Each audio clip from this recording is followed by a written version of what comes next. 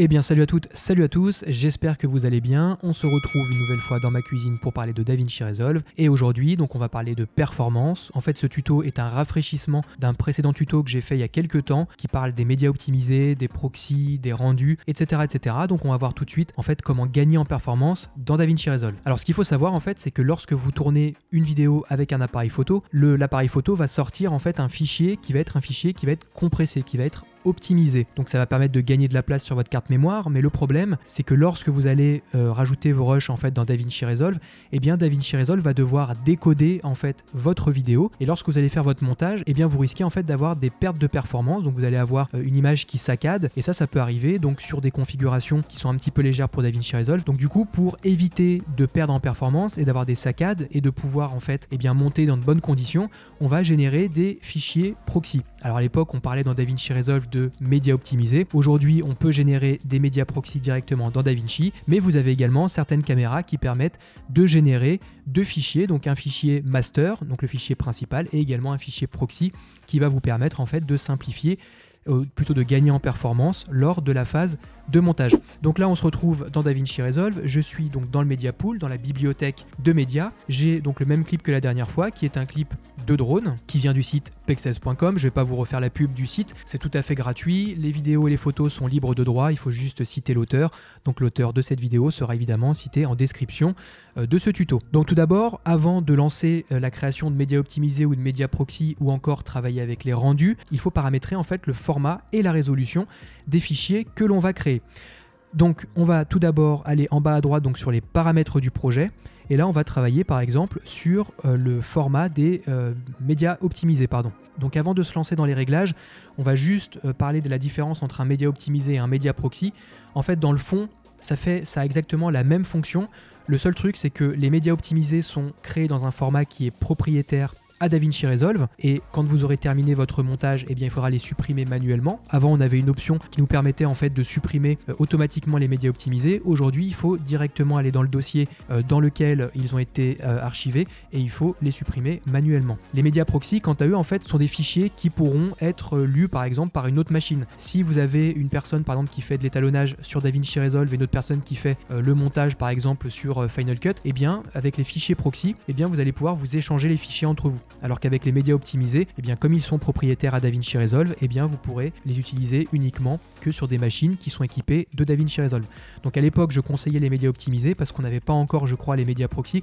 Aujourd'hui, clairement, il vaut mieux utiliser les médias proxy. Donc malgré tout ça, je vais quand même vous montrer comment générer les médias optimisés. Donc on est dans les paramètres de notre projet, on est dans l'onglet configuration du projet, et là on va choisir la résolution de nos médias optimisés. Donc on choisit donc soit de laisser en résolution originale, par exemple si mes rushs sont en 4K, eh bien on va les laisser en 4K.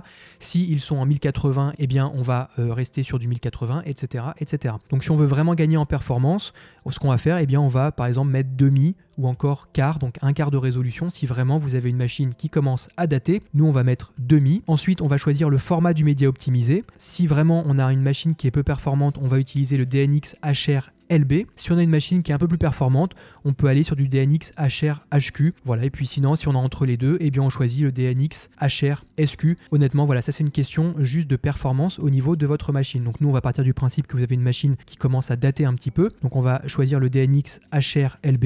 Donc je clique dessus.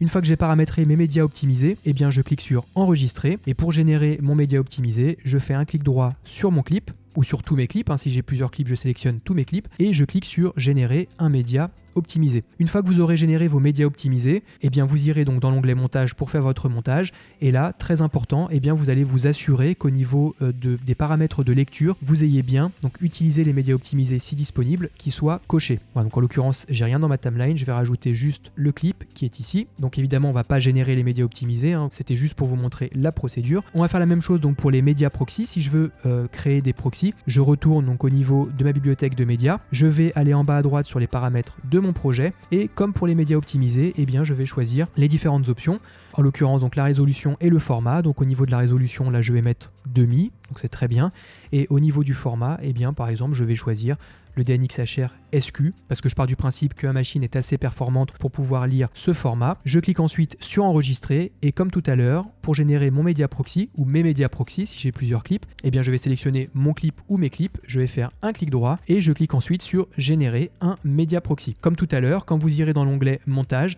il faudra vous assurer qu'au niveau des paramètres de lecture, vous ayez bien utilisé les médias proxy si disponibles qui soient cochés. Donc là on vient de voir deux solutions qui permettent de créer des fichiers intermédiaires qui vont simplifier le montage. On peut également utiliser donc ce qu'on appelle la lecture proxy, donc c'est une option qui va permettre en fait de générer un peu des proxys à la volée. Donc si vous avez généré ni média optimisé ni média proxy, vous pouvez tout simplement utiliser la lecture proxy en demi-résolution ou en quart de résolution, ça va vous permettre de gagner en performance. Enfin, donc vous avez une dernière option qui va vous permettre de gagner en fluidité lors de la phase de montage. Donc c'est ce qu'on appelle les rendus. Donc les rendus, on les paramètre au niveau des paramètres du projet. Donc je clique sur ma petite roue crantée en bas à droite, je retourne donc dans configuration du projet et là je choisis mon format du rendu. Donc là en l'occurrence, je vais sélectionner DNxHR SQ. Ensuite, on a une option qui s'appelle activer le rendu en arrière-plan après 2 secondes. Donc en gros, à la base, il est paramétré sur 5 secondes. Moi, je le mets sur 2 secondes. C'est-à-dire que si je touche plus à ma souris pendant 2 secondes, eh bien, DaVinci Resolve va me générer mes rendus. Donc là, je clique sur enregistrer. Et pour générer mes rendus, j'ai 2 choses à faire. Donc la première des choses, c'est de faire un clic droit donc au niveau de mon clip, de cliquer ensuite sur rendre la page fusion. Alors c'est un peu trompeur parce qu'ils mettent rendre la page fusion, ça n'a pas forcément, ce n'est pas lié forcément à des animations que vous auriez fait dans Fusion. C'est le terme générique, hein. Donc rendre la page fusion. Là il est en auto, moi je vais le mettre sur on, donc pour forcer le rendu pour ce clip. Et là vous voyez il se passe strictement rien au niveau de ma timeline et c'est normal. Il faut maintenant que j'aille dans lecture, là je vais dans l'option rendu et là je vais cliquer sur utilisateur. Donc en gros, si vous cliquez sur aucun, vous aurez aucun rendu. Si vous cliquez sur automatique, eh bien DaVinci Resolve va choisir automatiquement quel clip doit être rendu ou quels clips doivent être rendus si vous avez plusieurs clips évidemment parce que vous faites du montage vidéo. Et si vous cliquez sur utilisateur, eh bien tout simplement ce qui va se passer c'est que DaVinci Resolve va générer des rendus pour les clips sur lesquels vous aurez demandé à créer un rendu. Donc moi je vais cliquer sur utilisateur. Là j'ai une petite barre rouge qui apparaît en haut de mon clip et automatiquement DaVinci Resolve va créer le rendu. Donc là vous voyez la barre de progression passe du rouge au bleu. Donc là je pense que ça a un peu planté. Si je clique sur lecture, bon ce clip à la base j'ai pas de souci pour le lire mais vous voyez voilà. Donc là on a la barre bleue qui progresse et là notre clip a été rendu complètement donc je vais gagner en fluidité. Donc on récapitule pour gagner en performance dans DaVinci Resolve lors de la phase de montage, hein, j'insiste encore là-dessus, c'est pas parce que vous générez des médias optimisés, des proxys ou etc. que lorsque vous allez exporter votre vidéo définitive, vous allez avoir une vidéo dont la qualité va être dégradée, hein. Pas du tout.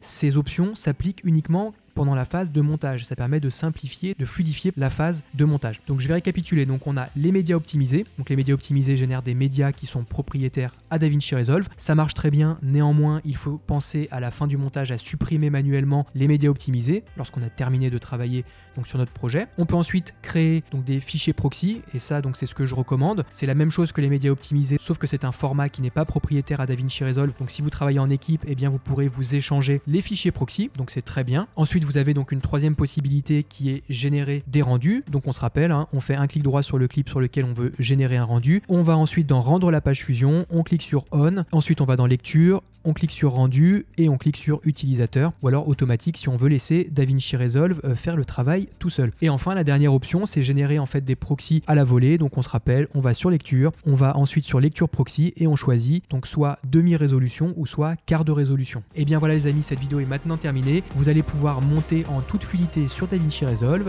Si cette vidéo t'a plu, n'oublie pas mon petit pouce bleu, l'abonnement, la cloche. Si vous avez des questions, n'hésitez pas à les poster dans les commentaires et dans tous les cas, je vous dis à très bientôt pour de prochaines vidéos. Ciao!